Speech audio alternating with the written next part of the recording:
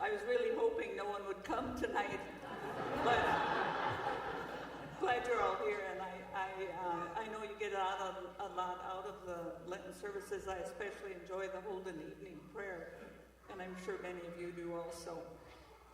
I'd like to start out with reading a scripture from the book of Mark. So would you please rise? This is from Mark 6, verses 1 through 5. Jesus left that place and came to his hometown, and his disciples followed him. On the Sabbath, he began to teach in the synagogue. Many who heard him were astounded. They said, "Where did this man get all of this? What is this wisdom that has been given to him? What deeds of power have been done by his hands? Is this not the carpenter, the son of Mary, the brother of James and Joseph, and Judas and Simon? And are not his sisters here with us?" They took offense at him. Then Jesus said to them, "Prophets are not without honor except in their hometown, and among their own kin, and in their own house." And he could do no good deed of power there, except that he laid his hands on a few sick people and cured them. Please be seated. I just wanted to talk a little bit about that last verse particularly, but that whole little section is about Jesus coming back to his hometown and how his local community, the people he knew from birth, did not really accept him, didn't understand that he was the Son of God. So what he did, in verse 5, it tells, and that's what I want to stress, is that he could do no good deed of power there except that he laid his hands on a few sick people and cured them. So can you imagine in our routine line of work that we're going to just day to day go out and cure a few sick people? It's such an understatement, it's pretty amazing. But what I like to share is a little about my work tonight. And I'm not curing any sick people, but going out into the routine work world, which is what Jesus and his disciples did then after they were rejected in the hometown of Nazareth. They went out and did God's work, which did include healing. My work doesn't include healing. Maybe some of you are able to do that. That'd be great. But I started out as a high school teacher. I taught English and French, and then for many years I was a substitute teacher. And I want to share some of the things I learned from the students. You students here tonight, you really don't know what a gift you have. You can share with people. You can say a kind word. You can be tolerant of others, make others comfortable in difficult situations. You've got a lot of power, you just don't realize it. But a kind gesture goes a long way, and I hope you keep that in mind day to day when you go to school. School is really a full-time job for you. And here we have a nod of the head. Yeah, that's true. My next job was as a social worker at the Good Samaritan Center. That's now called Washburn Court, but at the time, it was owned by this Christian society, the Good Samaritan Society. They owned a lot of nursing homes and medical places. That was a really freeing job because you could share your faith. It was encouraged to tell your faith stories and to pray together and to visit about church or whatever was going on in your faith. I learned a lot there. One thing I learned was the value of prayer, how important prayer is to my life and can be to many people. I remember an elderly lady, her name was Teresa. She was very ill, very fragile. She would sit in her rocking chair, and she sat there every day, and she had her rosary beads in her hand. Some of you kids maybe don't know what rosary beads are, but it was a real strong, and is for older people in the Catholic faith, a real symbol of their religion and used in prayer. Teresa would pray much of the day. And every time I talked to her about it, she said, "I'm praying for you. I'm praying that you will have a great day and that you will do well." well. Really made me feel good, made you think how important prayer really is, and how we can do it when we can't do anything else. The other thing I learned a lot about was human nature, which, is an ongoing study. But when Jesus went to his hometown, he realized people weren't going to accept him. He understood that was human nature, that's just the way people are. There was a little lady in the nursing home who, she had very bad eyesight. And she insisted that every day she was going to water her silk flowers. Every day.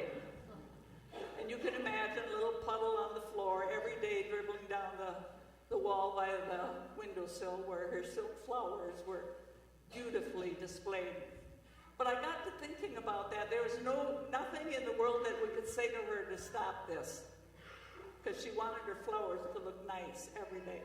But what I think she did, I think she really wanted the housekeeping people to come in and clean that up. And then they would chat with her. They would visit a little bit. They would share their day with her. And she would get company every day. And it was a wonderful thought of what human nature really is, what we can do when we're motivated, even when we don't have much else going on. The next job I had was with Stearns County Social Services, and I worked for 20 years with people with disabilities, children and adults with special needs. And after I retired from that job, I went to work for, a part-time job. I'm a guardian ad litem for the court system right now. And a guardian ad litem is a person appointed by the court to see to the best interests of children who are in the abuse and neglect situation, and their caregivers or their parents haven't been able to provide a healthy and safe place for them to live. And these last two jobs, the one I currently have and the one as a social worker for the county, I spent a lot of time and a lot of learning from foster care providers. And that's what I want to stress tonight, is how people can share their lives, their homes, their families, and everything with people they don't even know well who come into their home to live with them. I learned a lot about being flexible. I learned a lot about how people can take children and adults in who have special needs. They have maybe high behavior issues, challenging medical things, and yet they provide a home, very loving, caring, and supportive home. Currently, as a guardian ad litem, I work with children who come into foster homes, very difficult situations, often very frightened, scary times for children. And foster providers take children in. They don't know them. They do the best they can to provide a very safe, loving atmosphere, see to their physical needs, of course. And what I want to stress is the fact that foster home providers really take a person in without worrying about their past. They take people in as they are. So many people, well, everyone, even newborn babies, come in with experiences, both good and bad, positive, negative. But foster providers take them in however they come into their home, and they move on from there. It's a good lesson for me to take people at face value, understanding they have a lot of different things that have happened in their lives that are different than mine, but I can hopefully make a difference. So in just summing up a little bit about what I've learned at work, I kind of compare it to my driving, which may or may not be good, depends on the day, but I've been working for, 45 years maybe, on not rolling through a stop sign. sometimes I do it just fine. Safe stop, look both ways. A good, I feel I've mastered it. Well, then the next time there's this gray area where you kind of pull up, you kind of slow down, you kind of look, and then you pull ahead. And then there's the time when you really should get a traffic ticket. Been there? When you really don't stop at all, and you kind of miss it entirely. Well, I think I do that at work. Sometimes I feel I made some good decisions. I've listened well. I've understood what people are telling me. They've understood what I've said. We've kind of come to an agreement. We know where we're going. I feel I did a good job. Then the next time, and this is more often than not, there's this gray area, and you probably feel this day to day sometimes in your work. You aren't just sure you did the job well. Maybe could have done it different.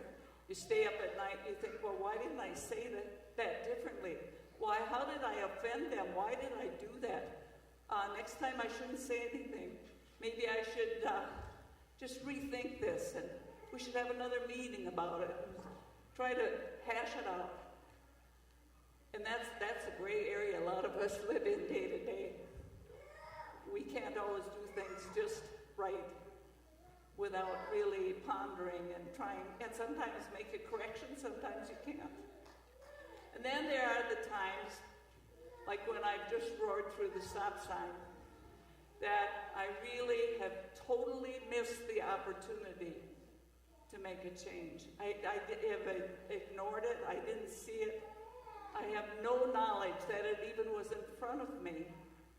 And I'm thinking that probably happens quite often. I don't even know it. Times when I really should be able to make a difference and I haven't taken the opportunity. Which brings me back to the verse I wanted to stress tonight about Jesus going on his routine work with his disciples. And it was going from village to village.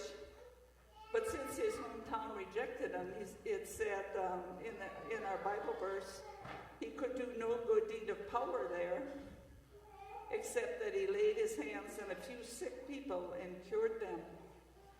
So what I'm hoping in my life, that I have been able to affect a few people, not cured anybody, but at least made some difference. And I'm hoping that you can think the same for yourself and be thinking that any little gesture can make a difference. Thank you.